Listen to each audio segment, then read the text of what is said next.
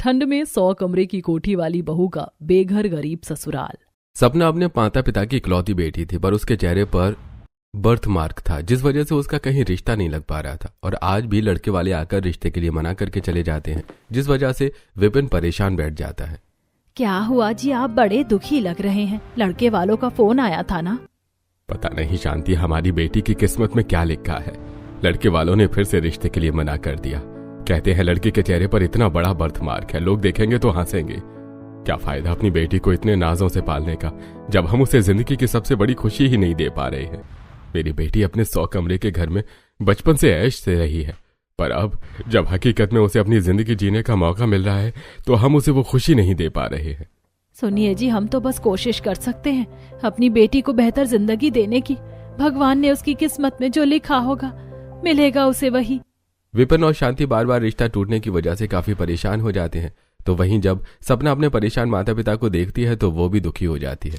इसी तरह एक हफ्ता बीत जाता है और एक बार फिर शांति का भाई पवन सपना के लिए रिश्ता लेकर आता है। इस बार मैं अपनी भांजी का रिश्ता करवा कर ही रहूंगा। लड़का और उसका पूरा परिवार बहुत अच्छा है, बस जॉइंट फैमिली है और गांव में रहती है। जॉइंट फैमिली और वो भी गांव में? चलो ठीक है, अब तुम ये बता दो कि उनका कारोबार क्या है। हमारी तरह अमीर तो है ना? क्योंकि मेरे घर में 100 कमरे हैं। मेरी बेटी अपने हर काम के लिए अलग कमरे में जाती है। वो अपने कमरे में सारी चीजें मैनेज नहीं कर पाएगी, तो मुझे उसके लिए ऐसा ही ससुराल चाहिए जहां 100 कमरे हो। अरे जीजा जी, दरअसल लड़के वाले अच्छे लोग हैं, पर वो आप जितने अमीर नहीं हैं। पर मेरी बात का विश्वास कीजिए, लड़के वाले बहुत अच्छे हैं, आपकी बेटी खुश रहेगी। अरे देख रही हो शांति, तुम्हारा भाई तुम्हारी बेटी के लिए कैसा रिश्ता लेकर आया है। अगर तुम मेरी बेबी के सगे भाई होते ना तो मेरी बेटी के लिए ऐसा रिश्ता न लेकर आते। ऐसे जान पहचान वालों को कोई भाई बनाना छोड़ो। भैया, विपिन जी बिल्कुल सही कह रहे हैं। आखिर क्या सोचकर आप मेरी बेटी के लिए इतने गरीब घर का रिश्ता लेकर आ गए। अगर उसकी शादी नहीं हो रही तो इसका मतलब ये नहीं कि मैं अपनी बेटी को किसी गरीब घर में भेज दूं। दीदी, मैंने तो तुम्हें हमेशा अपनी ही बहन समझा था, पर अगर आप लोगों को ये रिश्ता नहीं पसंद तो कोई बात नहीं। मेरे पास फिर कभी कोई अच्छा रिश्ता आया तो जरूर बताऊंगा। मैं तो बस ये कह रहा था कि आपकी बेटी इस घर में खुश रहती। वैसे भी इंसान को धन दौलत नहीं, बेटी की खुशी देखनी चाहिए। और ये तो अपनी बेटी है, इसका नसीब है कि मायका 100 कमरे का और ससुराल 2 कमरे का है। पर क्या पता आप लोग अगर उसकी अमीर घर में शादी कर दो और उसके बाद वो गरीब हो गई तो कल किसने देखा है। लड़के की फोटो वहीं रखकर पवन वहां से चला जाता है, पर सपना उनकी बातें सुन लेती है। देखते ही देखते एक हफ्ता बीत जाता है और एक दिन शांति की पड़ोसन उनके घर आती है। शांति बहन, क्या हुआ? तुम्हारी बेटी का रिश्ता कहीं लगाया नहीं? पता नहीं बहन, मेरी बेटी की किस्मत में क्या लिखा है। वैसे मैंने देखा था उस दिन तुम्हारे भाई को कोई रिश्ता लेकर आया था। बेचारा, क्या हुआ? तुमने मना क्यों कर दिया? वैसे ही तुम्हारी बेटी की शादी नहीं हो पा रही है और जो रिश्ता आ रहा है उसके लिए भी तुम मना कर रही हो। शोभा बहन, माना कि उसके मुंह पर बर्थमार्क है जिस वजह से उसकी शादी नहीं हो रही, पर इसका मतलब ये तो नहीं कि मैं अपनी बेटी की शादी किसी गरीब घर में कर दूं। मुझे अपनी बेटी की खुशियां भी देखनी है।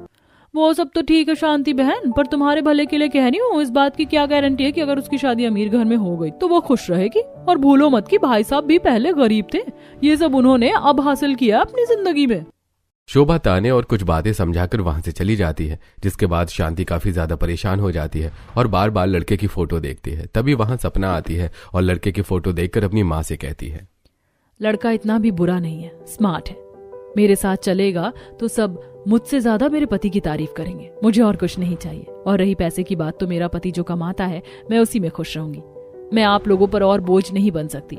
मैंने देखा है लोग कैसे आपको ताने देते हैं। नहीं बेटा, हम तेरी शादी ऐसे गरीब घर में तो नहीं कर सकते।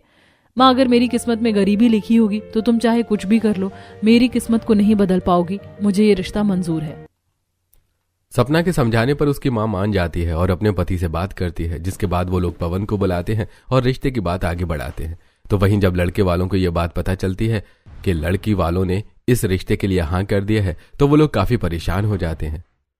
अरे भाई, इतने अमीर घर की लड़की हमारे घर की बहू, वो यहाँ नहीं रह पाएगी। तुम इस रिश्ते के लिए मना कर दो। नहीं पापा, मुझे लड़की पसंद है। ये वही लड़की है जिसके बारे में मैंने आपको 3 साल पहले बताया था। हम दोनों कॉलेज में एक साथ पढ़ते थे। मैं तो सपना को पसंद भी करता हूँ, बस कभी अपने दिल की बात नहीं बोल पाया। और आज जब मौका मिल रहा है कि मैं अपने प्यार से शादी कर सकूं तो मुझे ये शादी मंजूर है।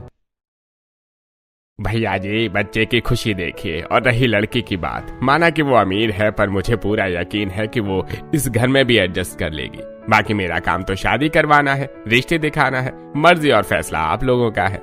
सूरज के कहने पर भी उसके घर वाले मान जाते हैं। समय गुजरता है और बहुत जल्द सूरज और सपना की शादी हो जाती है। और जब सपना शादी करके गांव में अपने मिट्टी के घर में आती है तो अपना छोटा सा घर देखकर परेशान हो जाती है। मायके में मेरे 100 कमरे थे। हर सामान मैंने अलग अलग कमरों में रखा था। ये घर तो बहुत छोटा है। अपने साथ मैं कितने सारा सामान लेकर आई हूँ। जूते, कपड़े, बैग, मेकअप का सामान कौन से कमरे में रखूं? बहू, घर को देख रही हो, मैं समझ सकती हूँ। तुम्हारा 100 कमरे का कोठी और हमारा 2 कमरे का छोटा सा घर। तुम्हें यहाँ कुछ दिन थोड़ी परेशानी तो होगी ही।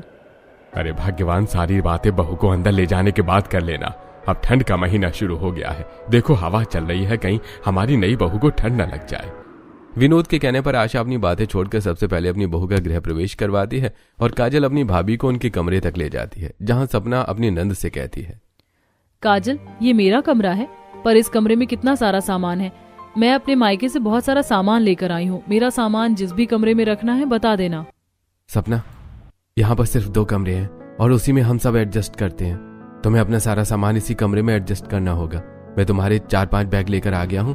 निशा, अपनी देवरानी के सामान को इसके कमरे में सेट कर दो। क्या? एक कमरे में ही सारा सामान रखना होगा? अपने जेठ की बात सुनकर सपना हैरान हो जाती है, जिसके बाद निशा एक बैग के ऊपर दूसरा बैग रखती है और सपना को अपने मायके के दिन याद आते हैं जब वो बाहर से नया सामान लेकर आती है और अपने अलग अलग कमरों में जाकर उन्हें रखती है। माँ देखो, मैं नया बैग लेकर आई हूँ, जल्दी से देख लो, उसके बाद मुझे इसे इसकी जगह पर रखना है। शोरूम वालों के पास भी इतना बड़ा शोरूम नहीं होगा बैग का, जितना तेरा बैग का कमरा है। इस पूरे कमरे में तूने लाइन से ड्रॉर बनवा रखे हैं और हर ड्रॉर में अलग ब्रांड के पर्स लगाए हैं, वो भी सारे महंगे। इतने तो इस्तेमाल भी नहीं कर पाती। शादी के बाद अपना सारा सामान लेकर जाना। जब मेरा 100 कमरा खाली होगा ना, तो वो 100 किराएदारों को रख लूंगी मैं। तुम तो असली बनिए हो। मेरे जाने के बाद मेरे 100 कमरों को किराए पर चढ़ाना चाहती हो। इतना बोलकर सपना अपनी माँ को बैग दे देती है और जब शांति बैग रखने लगती है तो गलती से बगल में रखा बैग नीचे गिर जाता है और सपना बेड से नीचे उतरकर अपनी जेठानी से कहती है, माँ संभल कर, महंगा बैग है। हाँ सपना, मुझे पता है, देखो मैंने सब कुछ संभाल कर रखा है। अपनी जेठानी की बात सुनकर सपना चारों तरफ घर को देखती है और उसे एहसास होता है कि वो अपने 100 कमरे की कोठी से निकलकर 2 कमरे के घर में आ चुकी है। कुछ ही देर में निशा अपने कमरे में चली जाती है तो वहीं काजल बाहर हॉल में बिस्तर लगा रही है और अपने माता पिता के साथ सोने की तैयारी कर रही है। और तभी वहां किसी काम से सपना बाहर आती है और ये देखकर हैरान हो जाती है। मैंने कभी सोचा नहीं था कि इतने छोटे से घर में भी लोग इस तरह से रहते होंगे। मैं यहाँ कैसे रह पाऊंगी? अरे बहू, तुम बाहर, कुछ चाहिए क्या? हाँ, मुझे पानी पीना था। रसोई कहाँ है? भाभी, हम जानते हैं आपका 100 कमरे का घर था, रसोई भी अलग से थी, पर हमारा छोटा सा घर है, हॉल में ही रसोई भी है। रुको, मैं अभी मटके से आपको पानी निकाल कर देती हूँ। काजल अपनी भाभी को मटके से पानी निकाल कर देती है, जिसे पीकर सपना अपने कमरे में चली जाती है। अगले दिन उसकी पहली रसोई होती है और जब वो अपनी पहली रसोई करने के लिए बाहर आती है तो वो देखती है कि उसकी जेठानी सब्जी काट रही है, नंद आटा गूंथ रही है और सास सूखी लकड़ी लाकर चूल्हे के पास रख रही है। अरे अब ठंड आ गई है, उसकी वजह से लकड़ी बाहर गीली हो जाती है। घर में काम होने के बाद चूल्हे के ऊपर ही सूखी लकड़ी रख देना। बहू, आज तुम्हारी पहली रसोई है, तुम्हें यहीं पर खाना बनाना होगा और तुम्हारी जेठानी इसमें तुम्हारी मदद कर देगी। सपना, मैंने ज्यादातर चीजें कर दी हैं, तुम बस बैठकर खाना बनाना शुरू कर दो। अपने ससुराल की रसोई देखकर एक बार फिर उसे अपने मायके की याद आती है, जहां वो रसोई में भी कदम नहीं रखती थी और उसके घर के नौकर खुद उसका खाना कमरे में लेकर आते थे। मालकिन, मैं आपका खाना लेकर आ गई। अरे जिस कमरे में देखती हो मुझे, उसी कमरे में खाना लेकर आ जाती हो। ये मेरा सोने वाला कमरा है, कितनी बार बोला है, मैं दूसरे कमरे में खाना खाती हूँ। मैं कपड़े चेंज करके आ रही हूँ, तुम उसी कमरे में मेरा खाना लेकर आ जाओ। इतना बोलकर सपना अपने दूसरे कमरे में जाती है और अलमारी से कपड़े चेंज करती है और तभी वहां शांति आती है। माँ, इस नौकरानी को तुमने कुछ बताया नहीं है क्या? मैं जिस कमरे में सोती हूँ वो उसी कमरे में मेरा खाना लेकर आ गई। अरे बेटा, अभी वो नहीं है और हमारा 100 कमरे का कोठी है और तूने 100 कमरे में अपना कब्जा कर रखा है। पुरानी नौकरानी भी कई बार भूल जाती है। जाने दे, कपड़े बदल लिए, जाकर खाना खा ले और खाना खाने के बाद फिर से तैयार हो जाना। आज तेरे पापा में कहीं घुमाने ले जाने वाले हैं। अपने मायके के दिन को याद करके सपना खाना बनाने के लिए बैठती है और उस पर मिट्टी का चूल्हा नहीं जलता, जो देखकर आशा अपने बेटे से कहती है, देख ले, तेरी वजह से एक अमीर घर की लड़की को अपने गरीब ससुराल में आकर कैसे काम करना पड़ रहा है। बेचारी का 100 कमरे की कोठी था और यहाँ 2 कमरे के मकान में एडजस्ट कर रही है। उनके घर में शानदार रसोई होगी, पर यहाँ मिट्टी के चूल्हे पर खाना बनाने की कोशिश कर रही है। पर मैं सपना को बहुत पसंद करता हूँ, बड़ी मुश्किल से उसे पा पाया हूँ। और आप ही तो कहती थी कि जोड़ी ऊपर से बनकर आती है। शायद हमारी जोड़ी लिखी थी, इसलिए तो आज हम साथ में हैं। भाभी, पूरा धुआं हो गया, आपकी आंखों से आंसू भी बहुत आ रहे। आप रहने दो, मैं चूल्हा जला देती हूँ। आशा अपने बेटे की किसी भी बात का जवाब नहीं दे पाती, तो वहीं धीरे धीरे सपना भी अपने ससुराल में घुलने मिलने की कोशिश करती है और घर के कामों में अपनी जेठानी नंद का हाथ बटाती है। पानी कितना ठंडा हो गया है, धीरे धीरे ठंड बढ़ती जा रही है। अब तो ठंडे पानी से काम भी नहीं हो पाता। हाँ सपना, पर क्या कर सकते हैं, हम गरीब इसी तरह ठंडे पानी से ही काम करते हैं। मैं समझ सकती हूँ, तुम तो अमीर हो, तुम तो गर्म पानी से काम करती होगी ना। दीदी, मेरे घर में बहुत सारे नौकर हैं, वो काम करते थे। काम तो मैं यहाँ पर करना सीख रही हूँ। सही कहा भाभी ने। निशा भाभी, लगता है आपकी देवरानी अमीर मायके से हैं और ऐसे घर से हैं जिनके घर में 100 कमरे थे। 100 कमरे का मकान होने के बाद भी सपना अपने ससुराल वालों के साथ अच्छे से पेश आती है। समय गुजरता है और एक दिन कुछ सरकारी कर्मचारी उनके गांव आते हैं और बाउंड्री से घिरी जमीन के आसपास वाले घरों पर सफेद निशान लगाते हैं, जिसे देखकर सभी गांव वाले परेशान हो जाते हैं और जमा होकर कहते हैं, अरे भैया, तुम लोग कौन हो और हमारे घर पर ये निशान कैसा लगाया तुमने? माताजी, परेशान मत होइए, आपका घर सरकारी जमीन के पास है, इसलिए निशान लगाया है। अगले हफ्ते से यहाँ पर कंस्ट्रक्शन का काम शुरू है, तो आप सभी को आज नोटिस दिया जाएगा, 1 हफ्ते के अंदर घर खाली करने का। क्या घर खाली करने का? भैया, सर्दी आ रही है, सर्दी में हम गरीब लोग कहाँ जाएंगे? अब आप लोग हमें इस तरह बेघर नहीं कर सकते, जमीन हमारी है। माताजी डरिए मत, आपकी जमीन कोई नहीं ले रहा है। गवर्नमेंट ने जितनी जमीन थी उन्होंने अपनी जमीन को घेर रखा है। यहाँ पर तो बस सरकारी अस्पताल और कॉलेज बनने वाला है। 1 महीने काम चलेगा, बस 1 महीने की बात है। जब एक बार नींव डल जाए और काम शुरू हो जाए, उसके बाद आप सब अपने घर वापस आ सकते हैं। तब तक आप किसी किराए के मकान पर या किसी रिश्तेदार के घर पे चले जाइएगा, वरना हर वक्त यहाँ काम होगा तो आप लोगों को ही परेशानी होगी। कुछ दिन में सरकारी कर्मचारी सभी को उनके घर में नोटिस देकर चले जाते हैं, जिसके बाद रात को पूरा परिवार ठंड में खाना खाते हुए कांप रहा होता है। और तभी आशा सबसे कहती है, एक तो ठंड बढ़ती जा रही है, अब रात को भी ठंडी लगती है।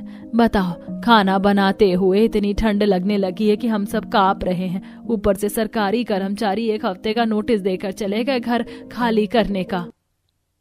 अरे आशा, 1 महीने की ही तो बात है। मैं अपने किसी दोस्त से बात कर लेता हूँ।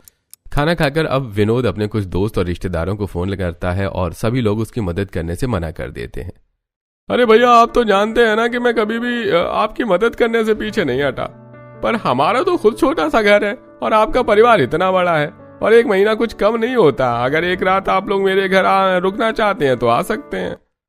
अरे नहीं नहीं नहीं छोटे, 1 रात की बात नहीं है, 1 महीने की बात है। कोई बात नहीं, मैं कुछ और देखता हूँ। इतना बोलकर विनोद फोन रख देता है, जिसके बाद सपना अपने परिवार से बोलती है, पापा जी, आप परेशान मत होइए, मेरे मायके में 100 कमरे हैं। हम सब अपना सारा सामान लेकर 1 महीने के लिए मेरे मायके चलते हैं। सामान रखने की भी चिंता नहीं होगी और सब अपने लिए एक पर्सनल रूम ले लेना। नहीं सपना, हम तुम्हारे मायके नहीं जा सकते। अगर हम तुम्हारे मायके गए तो लोग क्या कहेंगे? सूरज बिल्कुल ठीक कह रहा है, अगर हमें तुम्हारे मायके जाना होता तो क्या हम निशा के घर नहीं चले जाते? सपना के कहने पर भी उसके ससुराल वाले मना कर देते हैं, जिसके बाद वो जाकर उदास बैठ जाती है और फिर से अपने मायके के घर को याद करती है। पापा, मुझे अपने कमरे का हुलिया बदलना। चलो मैं आपको अपने बाकी के भी कमरे दिखाती हूँ, उनकी हालत भी कितनी खराब हो रही है। आप मेरे लिए लड़का देख रहे हैं, पर क्या आपने मेरे कमरे की हालत देखी है? शादी के बाद जब मैं अपने मायके आऊंगी तो क्या अपने ससुराल वालों को या अपने पति को अपना ऐसा कमरा दिखाऊंगी? इतना बोलकर सपना अपने पिता का हाथ पकड़कर उन्हें दूसरे कमरे में ले जाती है और एक एक करके 100 कमरों को दिखाती है। कहना तो तेरा बिल्कुल सही है, तेरे सैंडल वाले कमरे में तो अब थोड़ी सी भी जगह नहीं बची कि तू सैंडल रख सके। पर बेटा, तुझे नहीं लगता कि घर का रेनोवेट करने से पहले तुझे अपनी कुछ पुरानी सैंडल को डिस्कार्ड कर देना चाहिए? सपना ये सब सोच रही होती है कि तभी निशा और काजल बाहर आते हैं। क्या हुआ, तुम बाहर बैठी हो? बाहर इतनी ज्यादा ठंड हो रही है। भाभी आप चलो, मैं आपको घुमा कर लाती हूँ। इतना बोलकर काजल और निशा सपना को बाहर घूमने के लिए ले जाते हैं, जहाँ सपना की नजर एक अजीब सी मिट्टी के गुफा जैसे घर पर पड़ती है और वो बोलती है, काजल, ये कैसा अजीब सा गुफा जैसा घर बना रखा है, यहाँ कौन रहता होगा? भाभी, ये गांव के कुछ लोगों ने मिलकर घर बनाया है, जैसा शहरों में बारात घर होता है ना, उसी की तरह। पर गांव वालों के पास इतने पैसे नहीं थे तो उन्होंने पास की लकड़ियों से और मिट्टी का इस्तेमाल करके इसे बनाया है। अगर सर्दियों में किसी गरीब की बेटी की शादी होती है और उनके पास मेहमानों के रुकने का इंतजाम नहीं होता तो वो लोग यहीं पर अपने मेहमानों को रुकवाते हैं। ठंड बढ़ती जा रही है, हम लोगों को घर चलना चाहिए।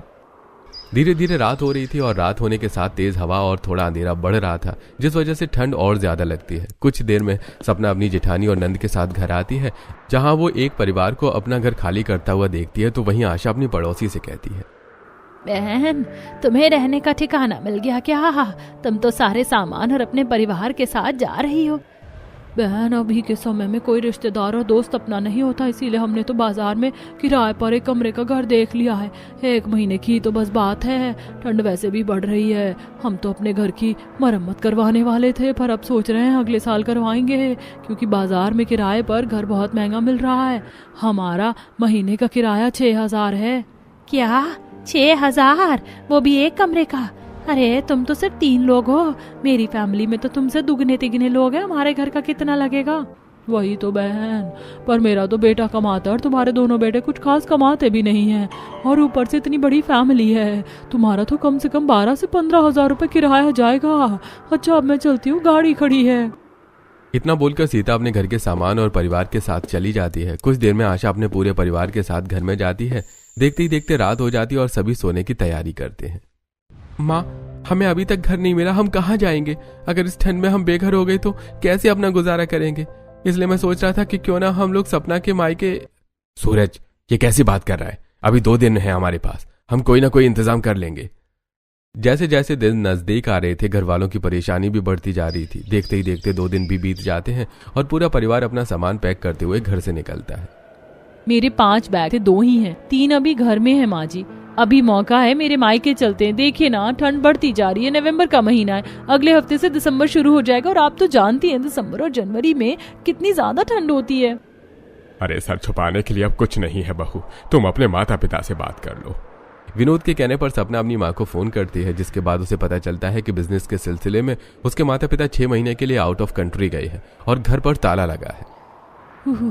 पापा जी, माँ पापा तो घर पर नहीं है, पर कोई बात नहीं, हम फिर भी चलते हैं। मैं डुप्लीकेट चाबी बनवा दूंगी। नहीं पापा, मेरा दिल नहीं मान रहा। अगर इस बारे में सपना के रिश्तेदार या हमारे गांव वालों को पता चला तो हमारा जीना हराम कर देंगे। आप तो जानते हैं ना इस गांव के लोगों की सोच कितनी छोटी है। तो क्या हम ठंड में ऐसे ही खुले आसमान के नीचे खड़े रहें? नहीं, हम इस खुले आसमान के नीचे ठंड में नहीं रह सकते, और हमारे पास सर छुपाने के लिए जगह नहीं है। माँ जी, क्यों ना हम इस घर में जाएं जिसे मिलकर गांव वालों ने अपने हाथों से बनाया है। वो घर इतना तो बड़ा है ही कि हम सब 1 महीने उसमें गुजारा कर सके। हाँ, निशा बिल्कुल सही कह रही है। 1 महीने की तो बात है, और अभी हमारे गाँव में किसी की शादी भी नहीं है। जो किसी के मेहमान वहाँ जाकर रुके वो खाली पड़ा है। सभी को निशा का आइडिया पसंद आता है और वो लोग घर से अपना सारा सामान लेकर जंगल के रास्ते जाते हैं, जहां हाईवे के किनारे में मिट्टी से बने गुफा जैसे घर में जाते हैं। और जब सपना उस घर में पैर रखती है तो उसे काफी ज्यादा ठंड लगती है, क्योंकि वो छोटा सा घर मिट्टी का बना था, इसलिए उसमें ठंड भी ज्यादा होती है। यहाँ तो खिड़की दरवाजे भी नहीं जिसे बंद कर लें, और ये मिट्टी भी कितनी ठंडी है। हम इस पर कैसे सो पाएंगे? इससे तो अच्छा हमारा पुराना मिट्टी से बना घर था। पंकज जी, मुझे चक्कर आ रहे हैं। हे भगवान जी, तू मेरे साथ क्या कर रहा है? पहले हम इस ठंड में बेघर हो गए और इतनी मुश्किल से है सर छुपाने की जगह मिली, तो यहाँ इतनी ठंड है कि मेरी बहू पैर तक नहीं रख पा रही और दूसरी बहू बीमार पड़ गई। भाभी, आप इधर लेट जाओ, मैंने बिस्तर लगा दिया है। सपना, तुम भी बिस्तर पर बैठ जाओ। भैया, आपको याद है ना, आपने और मैंने मिलकर अंगीठी बनाई थी, उसे जलाकर घर के अंदर रख देते हैं, इससे ये घर गर्म हो जाएगा। ठीक है, ये मिट्टी का बना है, और खिड़की दरवाजे पर पर्दा लगा देते हैं जिससे हवा अंदर नहीं आ सके। दोनों भाई अपने पिता के साथ मिलकर अपने बैग से कुछ पुराने कपड़े, न्यूज़पेपर और कील निकालते हैं। उसके बाद पंकज बड़े बड़े छेदों में कपड़ा लगाकर चारों तरफ कील ठोक देता है और दरवाजे वाले हिस्से पर साड़ी का पर्दा बनाकर टांग देता है। तो वहीं विनोद ठंड में कांपते हुए पास से कुछ लकड़ियां लेकर आता है और सूरज उन लकड़ियों को जलाकर अंगीठी में रख देता है और अंगीठी को घर के अंदर ले जाता है। कितनी ठंड लग रही है, अब जाकर थोड़ी राहत मिल रही है। भगवान जी, बस जल्दी से 1 महीना बीत जाए। लगता है इस ठंड की वजह से मेरी तबीयत कुछ ज्यादा ही खराब हो गई है। मुझे उल्टी सी महसूस हो रही है। मैं अभी आती हूँ। इतना बोलकर निशा भागते हुए बाहर जाती है और ठंड में बाहर बैठकर उल्टी करने लगती है। ये देखकर सपना भी उसके पीछे जाती है और जब निशा उल्टी कर लेती है तो सपना अपनी जेठानी को पकड़कर अंदर आती है और उन्हें बिस्तर पर लिटा देती है, जिसके बाद निशा, माफ करना, हम लोग ऐसे इतने परेशान हैं और मेरी वजह से आप लोगों को और परेशानी हो रही है। माँ जी, बैग में नींबू है क्या? दरअसल मेरा कुछ खट्टा खाने का दिल कर रहा है। क्या बहू, तेरा खट्टा खाने का दिल कर रहा है? सुना आपने, हमारी बहू की तबीयत खराब है। बहू तू नहीं जानती, पर तूने तो हमें खुशखबरी दे दी। तू गर्भवती है और हम सब सोच रहे थे कि तुझे ठंड लग गई। सपना, तुझे अब अपनी जेठानी का खास तौर पर ख्याल रखना है। ऐसे समय में कोई काम नहीं करना चाहिए इंसान को। और बहू, तुझे ठंड से बचे रहना है। तू यहाँ से बाहर नहीं जाएगी, समझ आई बात?